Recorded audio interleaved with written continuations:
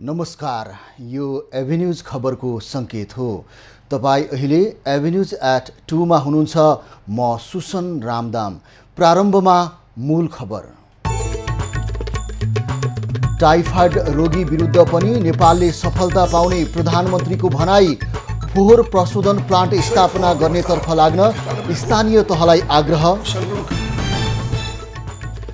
गठबन्धनलाई परास्त गर्न नसके देशमा विदेशी शक्ति हावी हुने ओलीको दाबी।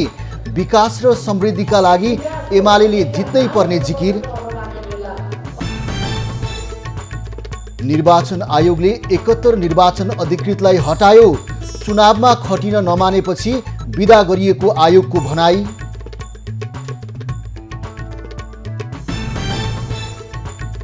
युद्ध अपराध गरेको भन्दै अमेरिकाद्वारा रुसमाथि नयाँ प्रतिबन्ध घोषणा। मारियोपोलमा 500 सर्वसाधारण मारिएको युक्रेनको दाबी।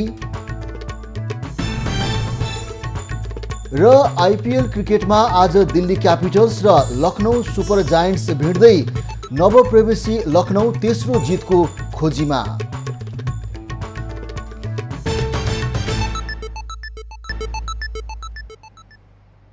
अब खबरको सिलसिला प्रारम्भ गरौँ प्रधानमन्त्रीको भनाई सम्बन्धी प्रसङ्गबाट। प्रधानमन्त्री शेरबहादुर देउवाले कोभिड सङ्क्रमण नियन्त्रणमा सफलता पाए जस्तै टाइफाइडमा पनि सफलता पाउने बताएका छन्। बिहिबार काठमाडौँको रानीपोखरी स्थित दरबार हाइस्कुलमा आयोजित कार्यक्रममा टाइफाइड विरुद्धको खोप अभियानको शुभारम्भ गर्दै प्रधानमन्त्री देउवाले नेपालले टाइफाइड विरुद्ध पनि सफलता पाउने बताएका हुन्। उनले राजधानी लगायत सहरी क्षेत्रमा रहेको फोहोरको समस्या दीर्घकालीन समाधानका लागि फोहोर प्रशोधन प्लान्ट स्थापना गरी विद्युतीय ऊर्जा उत्पादन गर्नेतर्फ लाग्न स्थानीय निकायहरूलाई आग्रह समेत गरे। सबै फोहोर व्यवस्था त्यसबाट पनि रोगको सङ्क्रमण कम हुन्छ। त्यस कारण चाहिँ हामी सबै लागेर के सहयोग चाहिन्छ सरकारले गर्दैछ। फोहोर व्यवस्थापनलाई गर्नुहोस्। यसलाई चाहिँ नै डम्पिङ साइट भन्दा यसबाट ट्रिटमेन्ट प्लान्ट गरेर पनि यसबाट चाहिँ नै फाइदा लिउँ हामीहरू। कार्यक्रममा स्वास्थ्य तथा जनसङ्ख्या मन्त्री विनोद खतिवडाले कोभिड रोग नियन्त्रणमा नेपालले विश्वमै उदाहरणीय सफलता हासिल गरेको दाबी गरे। उनले दक्षिण एसियामै नेपालले पहिलो पटक टाइफाइड रोग विरुद्धको खोप अभियान सुरु गर्न लागेको पनि बताए। आजबाट भोलिबाट यो टाइफाइड विरुद्धको खोप सञ्चालन भएपछि 12 प्रकारको हुन्छ। त्यसपछि तपाईहरुलाई अर्को खुसीको खबर के भन्दा हामी केही दिनभित्रै अर्को एउटा खोप यस्तै गरी राष्ट्रव्यापी रूपबाट अर्थात् सबै नागरिकलाई हुने गरी सञ्चालन गर्दैछौँ। त्यो पनि जोडेपछि हामी 13 प्रकारका 16 मध्ये 13 प्रकारका खोप हामी सम्पूर्ण नेपाली नागरिकहरूको लागि उपलब्ध गराउनेछौँ। भोलिदेखि सुरु हुने टाइफाइड विरुद्धको खोप अभियान आगामी वैशाख 18 गतेसम्म चल्नेछ। यस वर्षदेखि टाइफाइड विरुद्धको खोप अभियान राष्ट्रिय खोप अभियानमा पनि समावेश गरिएको छ। सरकारले भोलिदेखि सुरु गर्न लागेको टाइफाइड विरुद्धको खोप अभियानको तयारी पूरा भएको बताएको छ। यही शुक्रबारदेखि सरकारले आगामी वर्षको वैशाख 18 गतेसम्म राष्ट्रिय टाइफाइड खोप अभियान सञ्चालन गर्ने भएको हो। खोप अभियानको पहिलो चरणमा सरकारले 15 महिनाभन्दा माथि र 15 वर्षभन्दा मुनिका बालबालिकाहरूलाई लक्षित गरेर खोप अभियान शुभारम्भ गर्न लागिएको हो। अहिलेका लागि हामीले 15 महिनाभन्दा माथि र 15 वर्षभन्दा मुनिका बालबालिकाहरूलाई लक्षित गरेर खोप अभियान शुभारम्भ गर्दैछौँ। यो लगभग 75 लाख जति जनसङ्ख्या, अनुमानित 75 लाख जति जनसङ्ख्या हुनसक्छ भनेर लक्ष्य निर्धारण गरेर काम अगाडि बढेको छ। स्थानीय तहले सम्बन्धित स्थानीय तहमा रहेका विद्यालयहरूसँग समन्वय गरेर विद्यालय जाने वर्गका बालबालिकाहरूलाई खोप लगाइनेछ। सरकारले हालसम्म 12 प्रकारका विभिन्न रोगहरू विरुद्धको खोप अभियान चलाइरहेको छ। टाइफाइड विरुद्धको खोप अभियानसँगै सरकारले सञ्चालन गरेका खोप अभियान 13 वटा हुनेछन्। नेकपा एमालेका अध्यक्ष केपी ओलीले देश र जनताको हितका लागि सत्ता गठबन्धनलाई परास्त गर्नुपर्ने बताएका छन्। एमाले बाँकीले आज नेपालगञ्जमा आयोजना गरेको कार्यकर्ता प्रशिक्षण तथा पार्टी प्रवेश कार्यक्रममा अध्यक्ष ओलीले विकास र समृद्धिका लागि एमाले जित्नै पर्ने जिकिर समेत गरे। उनले गठबन्धनलाई परास्त गर्न नसके देशमा देशी विदेशी शक्ति हावी हुने दाबी समेत गरे।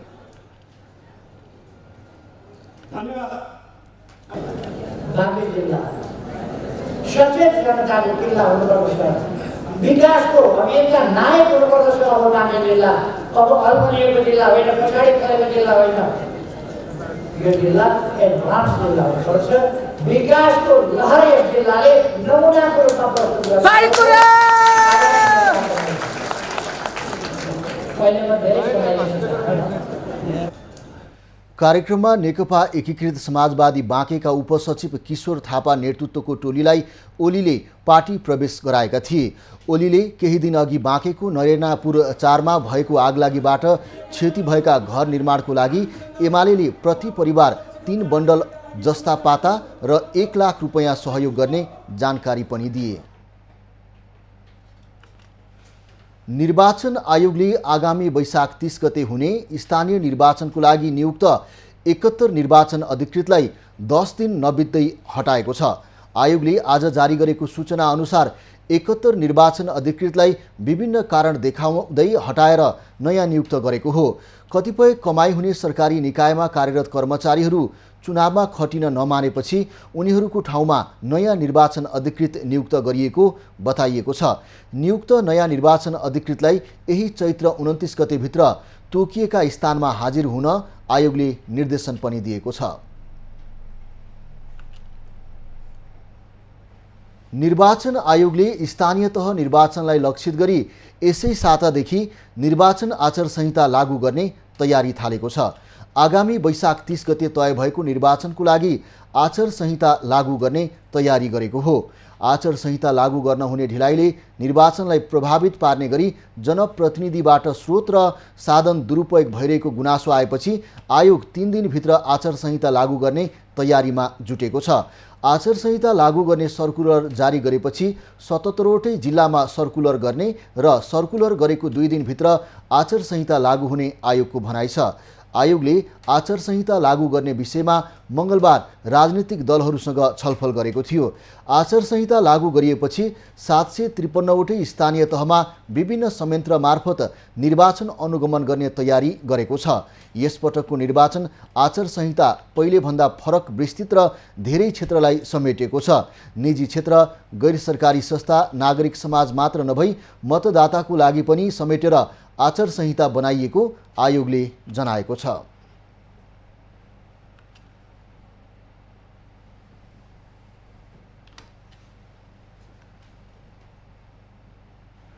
स्वच्छ वातावरण स्वस्थ नेपाली भन्ने नाराका साथ आज नेपालमा पनि विश्व स्वास्थ्य दिवस मनाइँदैछ। वातावरण र स्वास्थ्य बीचको अन्तर सम्बन्धमा केन्द्रित हुँदै यस वर्ष स्वच्छ वातावरण स्वस्थ नेपाली भन्ने नारा तय गरिएको स्वास्थ्य मन्त्रालयले जनाएको छ। प्रदूषित हावाका कारण हरेक वर्ष 70 लाख मानिसको ज्यान जाने गरेको छ। विश्वमा 2 अर्ब मानिस सुरक्षित पिउने पानी र 3.6 अर्ब मानिस सुरक्षित सरसफाइको अभावमा छन्। प्रत्येक वर्ष प्रदूषित पानी र उचित सरसफाइको अभावका कारण हुने झाडापखाला रोगबाट 8,29,000 मानिसको ज्यान जाने गरेको मन्त्रालयद्वारा जारी विज्ञप्तिमा उल्लेख गरिएको छ। नेपालमा वर्षेनी वायु प्रदूषणबाट 37,683 जनाको र सुर्तीजन्य रोगका कारण 27,100 को अकालमै मृत्यु हुने गरेको छ। विश्व स्वास्थ्य संगठनको अनुमान अनुसार प्रत्येक वर्ष संसारभर 13 लाख भन्दा बढी मानिसको मृत्यु नियन्त्रण गर्न सकिने वातावरणीय कारणहरूले गर्दा हुने गरेको छ। वायु प्रदूषण, बाढी, खडेरी, अत्याधिक गर्मीका कारण हुने वन डढेलो र असुरक्षित पानीको प्रयोग मृत्यु र रोगलाई बढावा दिने प्रमुख कारक मानिएको छ। स्वास्थ्य तथा जनसङ्ख्या मन्त्री विनोद खतिवडाले नसर्ने रोगहरूको रोकथाम र नियन्त्रणमा बहुपक्षीय समन्वय र सहकार्य आवश्यक रहेको बताएका छन्। बिहिबार मन्त्रालयमा आयोजित नसर्ने रोगको रोकथाम र नियन्त्रणका लागि बहुक्षेत्रीय कार्ययोजना सार्वजनिक कार्यक्रममा मन्त्री खतिवडाले नसर्ने रोगबाट उत्पन्न परिस्थितिलाई सम्बोधन गर्नको लागि बहुपक्षीय समन्वय तथा सहकारी आवश्यक रहेको धारणा राखे। नसर्ने रोगहरूको रोकथाम नियन्त्रण अपरिहार्य रहेको छ। यो कुरालाई स्वास्थ्य तथा जनसङ्ख्या मन्त्रालयले मुख्य रणनीति बनाई विभिन्न कार्यक्रम तथा पहलहरू थालेको विवरण सबैमा अवगत गराउन चाहन्छु। मन्त्री खतिवडाले नसर्ने रोगका विषयलाई सापेक्ष बनाई सबै नागरिकलाई स्वास्थ्य बनाउने जिकिर गरे। नसर्ने रोगको रोकथाम र नियन्त्रणको लागि 5 वर्षीय योजना ल्याइएको स्वास्थ्य मन्त्रालयले जनाएको छ। खबरको सिलसिला अझै जारी छ, हामीसँगै रहनुहोला। अब बाँकी खबर।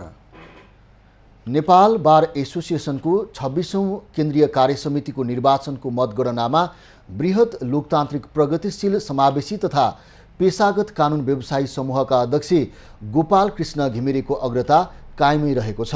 हालसम्म 25 केन्द्रको 3203 मत गणना गर्दा उनले 1990 मत प्राप्त गरेका छन्।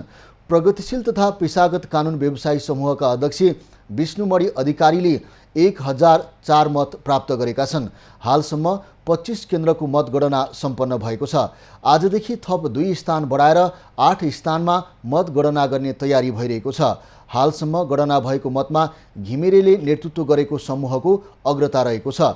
महासचिवमा अन्जिता खनालले 1765 र उनको प्रतिस्पर्धी केदार प्रसाद कोइरालाले 1157 मत प्राप्त गरेका छन्। कोषाध्यक्ष भरतबहादुर राउतले 1928 मत र उनका प्रतिस्पर्धी जगतबहादुर कार्कीले 1066 मत प्राप्त गरेका छन्। मङ्गलबार बिहानदेखि सुरु भएको मतगणना जारी छ। शुक्रबारसम्म सम्पूर्ण नतिजा आउने गरी मतगणनाको तयारी भइरहेको निर्वाचन समितिले जनाएको छ। कोरोना महामारीबाट शिथिल बनेको पर्यटन प्रवर्धन गर्न वैशाख 1 गते 17औं फेवा नववर्ष सडक महोत्सव हुने भएको छ। नेपाली संस्कृतिको संरक्षण र खानाको प्रवर्धन गर्ने उद्देश्यले पर्यटन संस्कृति र खाना भन्ने नाराका साथ चैत्र 30 गतेदेखि वैशाख 1 गतेसम्म 17औं फेवा नववर्ष सडक महोत्सव हुने भएको हो। कोरोना महामारीको कारण 2 वर्ष रोकिएको सडक महोत्सव पोखराको पर्यटन पुनरुत्थानको लागि सडक महोत्सव गर्न लागेको होटल सङ्घ पोखराका अध्यक्ष तथा महोत्सवका संयोजक लक्ष्मण सुवेदीले बताए। हाम्रो अनुमानित 35 लाख रुपियाँ चाहिँ खर्च हुने र आम्दानी चाहिँ केही 30 लाख जति उठिसकेको र बाँकी 5 लाख रुपियाँ हामी घाटामा खाएर अथवा अन्य प्रायोजकहरू चाहिँ ले सहयोग गर्नुभयो भने हामीसँग बेड क्षमता छ 40,000 छ र अहिलेको अवस्थामा हामीले चाहिँ करिब ठेक्न सक्ने अवस्थामा छौँ। त्यस्तै होटल सङ्घ नेपालमा वरिष्ठ उपाध्यक्ष विनायक शाहले कोरोना महामारीको कारण शिथिल बनेको पर्यटन प्रवर्धन गर्न सरकारले बजेट मार्फत केही नीति ल्याए पनि कार्यान्वयन नगरेको गुनासो गरे। खास गरिकन आउने सेप्टेम्बर अक्टोबरदेखि चाहिँ त निकै हामीसँग इन्क्वायरीहरू छ। कार्यदिशा हामीले तय गर्न सकेको खण्डमा पर्यटन क्षेत्रले यो देशको जुन आर्थिक समस्या हो त्यो धेरै हदसम्म त्यसले थ्याक्न सक्छ, त्यो हाम्रो दावा हो। महोत्सवमा विभिन्न प्रकारका खानाका परिकार, विभिन्न सांस्कृतिक झाँकीको प्रस्तुति, ख्यातिप्राप्त कलाकारको प्रस्तुति र हास्य व्यङ्ग्य समेत हुनेछ। नेपाल टेलिकमले 7 अर्ब 33 करोड मुनाफा आर्जन गरेको छ। बिहिबार काठमाडौँमा आयोजित कम्पनीको 14औं वार्षिक साधारण सभामा कम्पनीले 7 अर्ब 33 करोड खुद नाफा आर्जन गरेको जानकारी दियो। कम्पनीका अनुसार अन्तर्राष्ट्रिय तथा अन्तर्देशीय आबद्धता सेवाबाट 5 अर्ब 80 करोड, वायरलेस सेवाबाट 3 अर्ब 33 करोड, अन्य विभिन्न कार्यक्रमबाट गरी कुल राजस्व र खुद नाफा 42 अर्ब 21 करोड र 7 अर्ब 13 करोड कायम गर्न सफल भएको छ।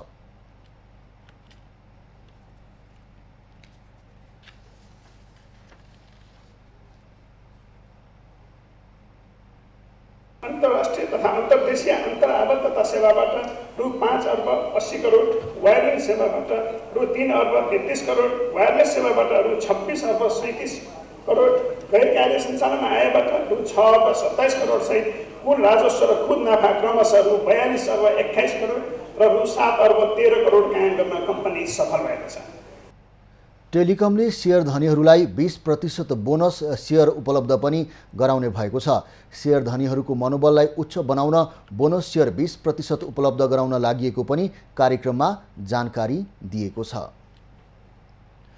निर्वाचन नजिकिएसँगै नेतालाई खुबै चुनाव लागेको छ, तर जनतालाई साँझ बिहानको भोकको पीर रहेको छ।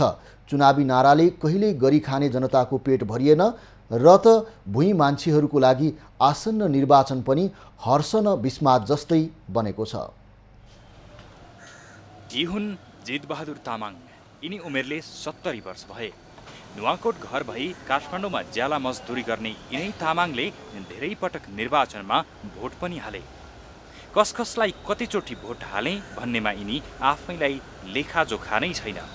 भोट हाल्दा हाल्दा यिनी वृद्ध नै भइसके। यिनले अहिलेसम्म हालेको भोटले के परिवर्तन भयो त्यो पनि यिनलाई थाहा नै छैन। यसपटक पनि स्थानीय निर्वाचनमा भोटका लागि सपना बाँड्नेहरू उसै गरी गाउँ छिरेका छन्। यसरी नेतालाई भोटको चिन्ता भए पनि यी तामाङलाई भने बिहान बेलुकी के खाने भन्ने चिन्ता उत्तिकै छ। पहिला कति हाले पञ्चायत व्यवस्था पाल्टी हालेको मान्छे अब नागरिकता छ हालेको छ। भोट हालेर के पाउनु भयो त? खोइ के पाउनु, हजुर यही हालिदिएको भरले हो। दुःख गरेर आएको छ ऊ नि लौ लौ भन्छ। यस्तै अर्का पात्र हुन् नक्कल बहादुर थामी। यिनी शारीरिक रूपमा अशक्त छन्। नक्कल बहादुर सडक छेउमा फलफुल बेचेरै गुजारा चलाउँछन्। आउँदो चुनावमा यिनले पनि भोट त हाल्छन्, तर केका लागि हाल्ने भन्ने अत्तो पत्तो छैन। तैपनि नेताहरूका आश्वासनले यिनलाई पनि उत्तिकै भुलभुल आउँछ।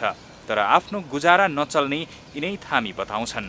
शिक्षा स्वास्थ्य निःशुल्क भनेको छ, मौखिक निःशुल्क मात्रै हो। हेर्नुहोस्, यस कारणले गर्दाखेरि अब हेर्नुहोस् राजनीतिको गतिविधि हेर्नुहोस्, रोडको गतिविधि हेर्नुहोस्। मुलुक समृद्ध होस्, नागरिक खुसी रहन् भन्ने इच्छा रमेश प्रसादको पनि थियो र छ पनि। तर यिनको पनि सोचे जस्तो अहिलेसम्म भएको छैन। एउटा गतिलो रोजगारी समेत छैन। बिहान बेलुकी खाना लाउनै धौधौ छ रमेश प्रसाद शाहलाई पनि। भोट किन अब हाम्रो जनताहरूलाई यसो अब होस्, विकास होस्, त्यही को उसले हामी भोट हाल्ने, राम्रो नेतालाई भोट हाल्ने। विकास त कहाँ हुनु, केही भएको छैन। एकदम चराइमाम छ, जनता एकदम अल्पत्र छ, केही छैन सुविधा। यता सर्लाहीका रूपेश राम राजधानीको चक्रपथमै भेटिए। यिनले भने अहिलेसम्म भोट हालेका छैनन्। 28 वर्षका यिनी भोट हाल्नुभन्दा बरु काम गरे खान पाइने बताउँछन्। अहिलेसम्म गाउँमा सडक समेत नपुग्दा यिनीमा राजनीतिप्रति वितृष्णा नै छ। केही विकास गरे होइन, त्यही भाषा बाटो त सही गरे होइन, अनि के विकास गर्नु? केही पनि विकास गरेन।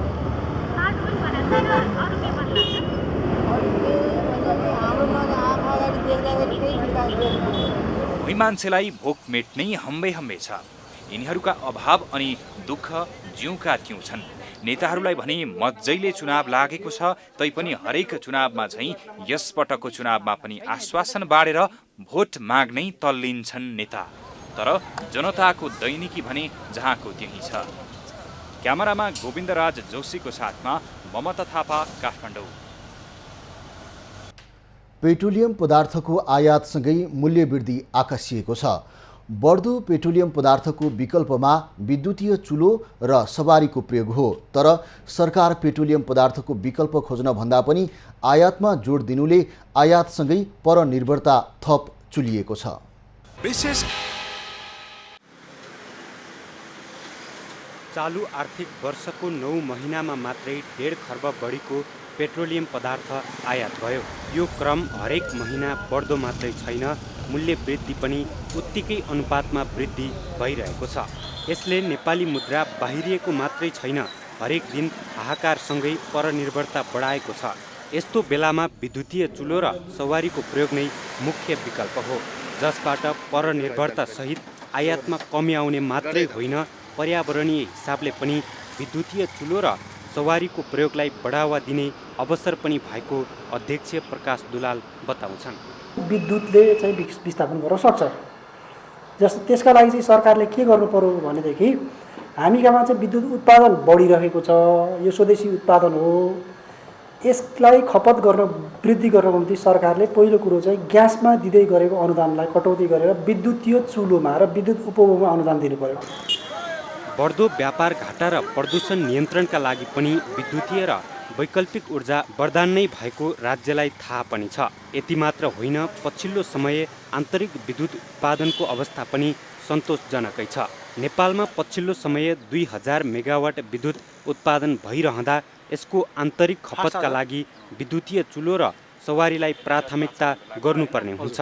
तर सरकारको दोहोरो चरित्रले पेट्रोलियम पदार्थ र ग्यासको विकल्पमा जान आनाकानी छ। बढ्दो एलपिजीलाई विद्युतीय चुलो मार्फत प्रवर्धन गरेर केही हदसम्म भए पनि एलपिजी चाहिँ न्यूनीकरण गर्ने भन्ने नेपाल सरकार ऊर्जा मन्त्रालय भनौँ न ऊर्जा मन्त्रीज्यूले नै आह्वान गरेर त्यो हिसाबको कार्यक्रमहरू हामीले सञ्चालन पनि गरिरहेका छौँ होइन।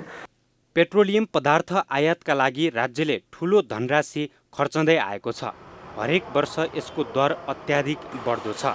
आपूर्तिमा हुने समस्याले बजारमा समेत पेट्रोलियम पदार्थको हाहाकार हुने भएकोले यसको विकल्पमा विद्युतलाई विशेष प्राथमिकताका साथ अगाडि बढाउन राज्यले आइतबार नकुरोस्। क्यामेरामा कुमार मानन्दरका साथमा कमल जीसी, काठमाडौँ।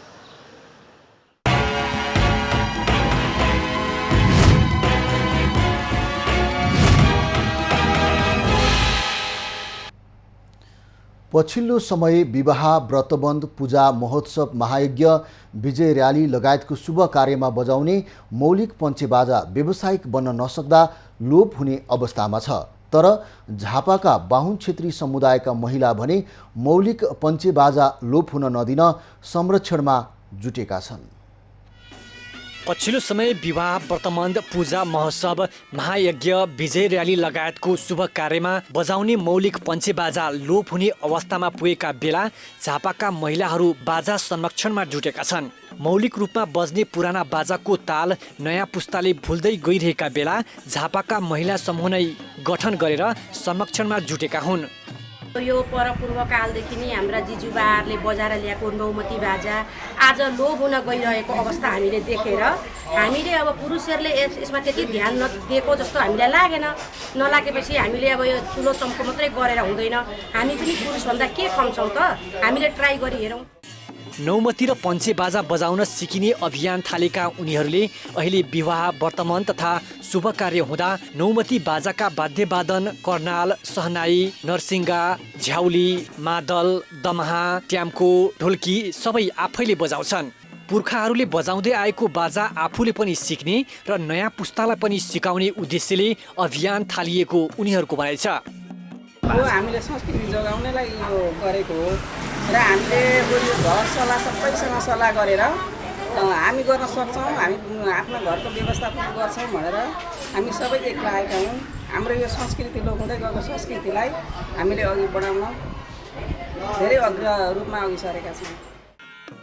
समाजको दृष्टिकोण अझै परिवर्तन हुन नसकिरहेका बेला बाहुन र क्षेत्री समुदायका महिलाले थालेको अभियानलाई बिर्ता मोडमा रहेको सहारा सकोसले पनि सहयोग गरिरहेको छ। लोप हुन आँटेको बाजा तथा संस्कृति संरक्षणमा लागेका महिलाहरूलाई उद्यमशीलतातर्फ जोड्न भन्दै साकोसले आवश्यक सामग्री प्रदान गर्दै आएको छ।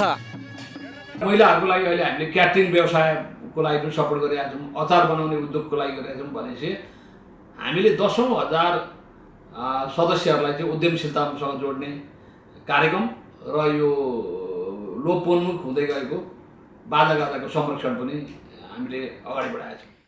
पञ्चेबाजा बजाउने दमाई जातिमा समेत बाजाप्रतिको मोह घटिरहेका बेला पलाहाका बाहुन क्षेत्री समुदायका महिलाले थालेको यो कार्य प्रशंसनीय छ। पञ्चेबाजालाई महिलाले छुन समेत हुँदैन भन्ने मान्यतालाई चिर्दै सङ्गठित भएर लोपोन्मुख बाजा संरक्षणमा जुटेका महिलाहरूको यो अभियानबाट अन्यले पनि केही सिक्न जरुरी छ। सन्तोष न्यौपाने, झापा। कैलालीमा किसानका लागि कृषि सामग्री वितरण गरिएको छ।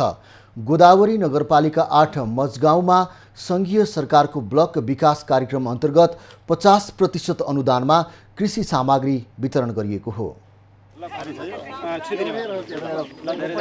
प्रधानमन्त्री कृषि आधुनिकीकरण परियोजना अन्तर्गतको उक्त प्याकेजमा 95 किसानका लागि 4 थान पावर टिलर, 20 थान मिनी टिलर, बाँसको प्लास्टिक घर 50 थान, बोरिङका लागि ठोकाई 15 मिटर, जीआई पाइप 15 मिटर, जडान सामग्री 1 सेट, प्लास्टिक स्पेयर 48 थान, इलेक्ट्रोनिक तराजु 2 थान, इन्सेक्ट नेट 30 केजी र 75 थान हजारी वितरण गरिएको हो।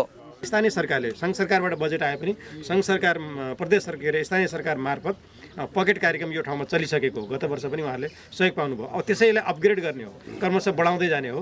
त्यसैले त्यसको यो अलि माथिल्लो स्तरको कार्यक्रम अझ यसलाई बढी गर्नुपर्छ, बढी मान्छेलाई समेट्नुपर्छ भनेर यो ब्लक आएको छ। बेमौसमी तरकारी खेतीका लागि प्रख्यात मानिएको उक्त क्षेत्रमा सक्रिय रूपमा लागेका किसानलाई वडा कार्यालयको सिफारिस र पहिचानका आधारमा सामग्री वितरण गरिएको हो। यो हाम्रो तरकारी ब्लक भए नाताले तरकारीमा विशेष गरेर को काम गरिरहेछन् त को किसान छन् तिनीहरूको घर दैलो गर्दै हामीले उहाँहरूलाई बोलाएर यो समितिमा आबद्ध गरे। यसरी हामीले उहाँहरूलाई वितरण गरिरहेका छौँ उहाँहरूकै माग अनुसारको। गत वर्ष लागू गरिएको कृषि पकेट क्षेत्र कार्यक्रममा सहभागिता जनाएका स्थानीय यस वर्ष आवश्यकताका आधारमा अरू किसानलाई पालो दिएकोमा खुसी भएका छन्। यसले गर्दा मेसिनले गर्दा मलाई धेरै सहज पुगेको छ, किनभने एकैछिनमा तपाईँको 10-12 दिन लाग्ने काम एकैछिनमा हुन्छ। हेर्नुहोस्, त्यही हुनाले मैले पहिल्यै पनि मौका पाएको हुनाले यही पालि अरूलाई पनि मौका दिनु पर्यो भनेर मैले अरूलाई चान्स दिए हो। सामग्री पाएसँगै कृषि पेसामा थप आकर्षण बढ्ने विश्वास लिएको छ। कैलाली ब्युरोको रिपोर्ट। जलविद्युत निर्माण पूर्व पवित्र कालीगण्डकीमा बागलुङदेखि देवघाटसम्म र्याफ्टिङ सञ्चालन हुँदै आएको थियो। तर जलविद्युत निर्माणसँगै सुस्ताएको र्याफ्टिङ व्यवसाय सञ्चालनको लागि पछिल्लो समय सरकारी तथा निजी स्तरबाट पहल भएको छ। जीविकोपार्जनमा सहजता सहित पर्यटन प्रवर्धन गर्न पाल्पामा युवाहरूका लागि रिभर गाइड प्राविधिक तालिम सञ्चालन गरिएको छ। नेपाल पर्यटन बोर्ड र युएनडिपीको सहकार्यमा सञ्चालित जीविकोपार्जन पुनरुत्थानका लागि दिगो पर्यटन परियोजना अन्तर्गत रामपुरमा रिभर गाइड प्राविधिक तालिम सुरु गरिएको हो।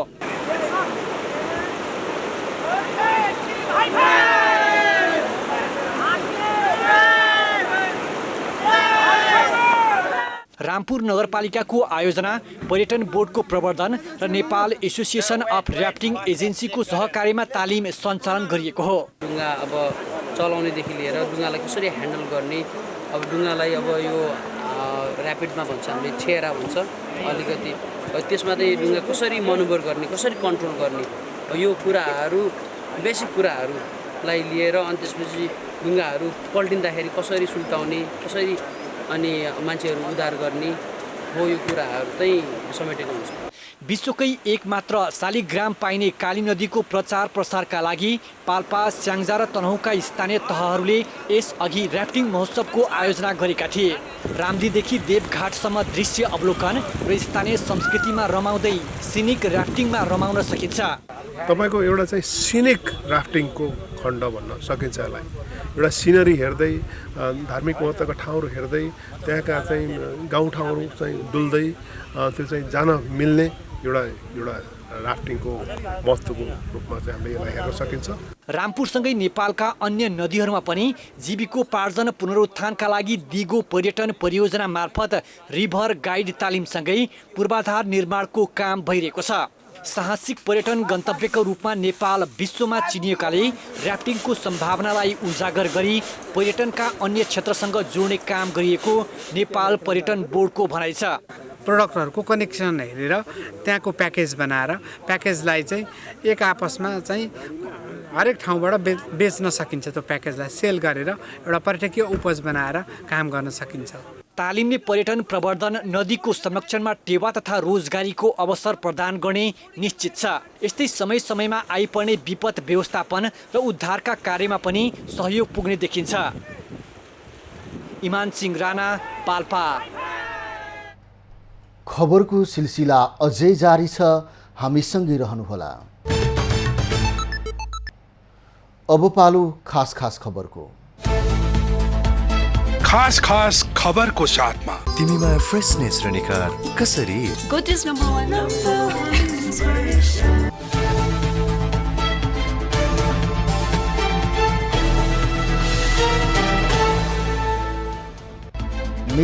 क्षेत्रमा आज चैती छठ पर्व मनाइँदैछ। मङ्गलबारदेखि सुरु भएको चैती छठ पर्वको तेस्रो दिन अर्थात् आज मुख्य दिन हो।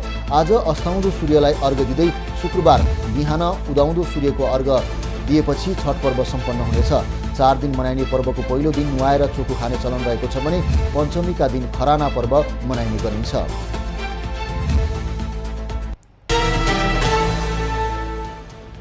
स्थानीय तहको चुनाव नजिकिएसँगै चुनावी घोषणापत्र तयारीमा दलहरू जुटेका छन्। प्रमुख दलहरू चुनावी नारा बनाउनदेखि घोषणापत्र तयारी गर्नेसम्मको काममा व्यस्त छन्। नेकपा एमाले, नेपाली कङ्ग्रेस, नेकपा माओवादी केन्द्र, नेकपा एकीकृत समाजवादी लगायतका दलले घोषणापत्र तयारीका लागि समिति नै बनाएर काम गरिरहेका हुन्। केन्द्रबाट नीतिगत तथा स्थानीय तहले आफ्नो योजनासहितको घोषणापत्रहरू ल्याउने तयारी दलहरूको छ।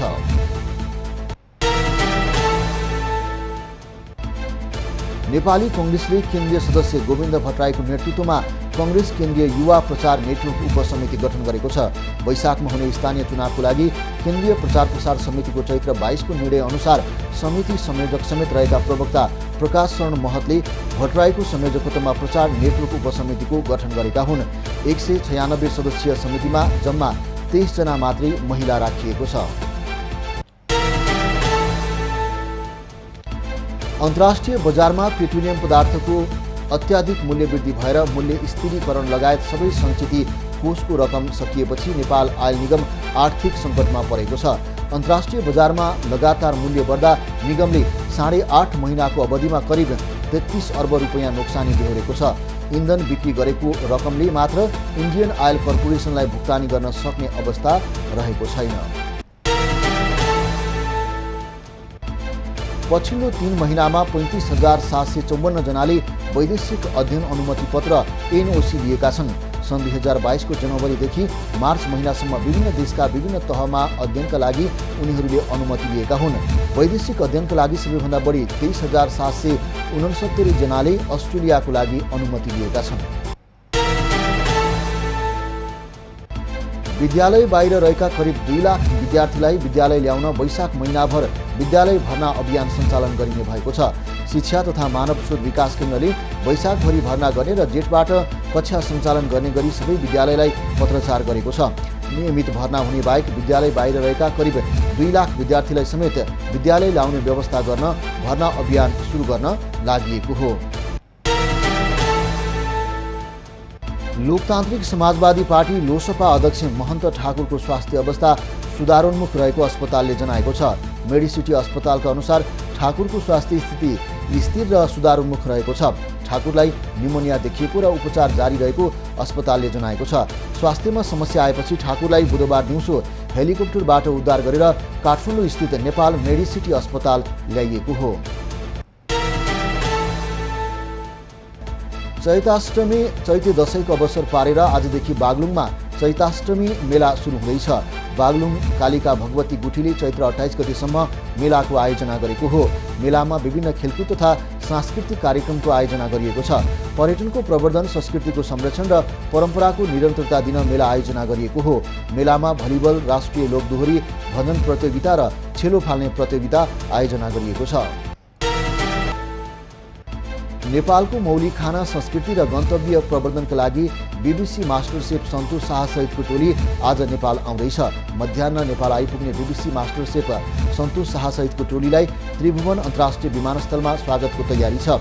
पर्यटन पुनरुत्थान अभियान अन्तर्गत सेफ शाह सहितको टोलीलाई नेपाल बोलाएर मौलिक खाना, संस्कृति र गन्तव्य प्रवर्धनमा पेसिफिक एसिया ट्राभल एसोसिएसन पाटाले सहभागी गराउन लागेको हो। आज देशको पहाडी भूभागमा आंशिक बदली रही देशको अन्य भूभागमा मौसम सामान्यतया सफा रहेको छ। अपराह्न प्रदेश 1 को पहाडी भूभागको केही स्थानहरूमा तथा बागमती प्रदेश र गण्डकी प्रदेशका पहाडी भूभागका 1-2 स्थानमा मेघ गर्जन चट्याङसहित हल्का वा क्षणिक वर्षाको सम्भावना रहेको जल तथा मौसम पूर्वानुमान महाशाखाले जनाएको छ। काठमाडौँ उपत्यकाको आजको अधिकतम तापक्रम 30 डिग्री सेल्सियस र न्यूनतम तापक्रम 16 डिग्री सेल्सियसका बीचमा रहने अनुमान गरिएको छ। आज सूर्योदय 5 बजेर 47 मिनटमा भए भने सूर्यास्त आज 6 बजेर 24 मिनटमा हुनेछ। आज देशभरको मौसम कस्तो रहला त हेरौँ देशका विभिन्न स्थानको अनुमानित मौसमी अवस्था।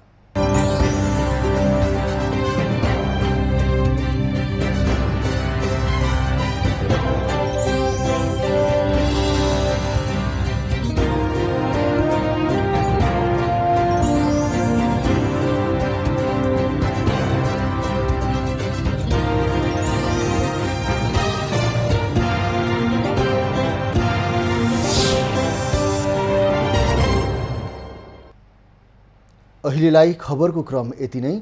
एभेन्यूज खबरका यी सहित अन्य विस्तृत खबरको लागि www.avenews.tv लगइन गर्न सक्नुहुनेछ। युट्युब, फेसबुक र ट्विटरमा पनि हामीलाई फलो गर्न सकिनेछ। खबरभित्रको खबरको लागि हेर्दै रहनुहोला एभेन्यूज खबर। नमस्कार।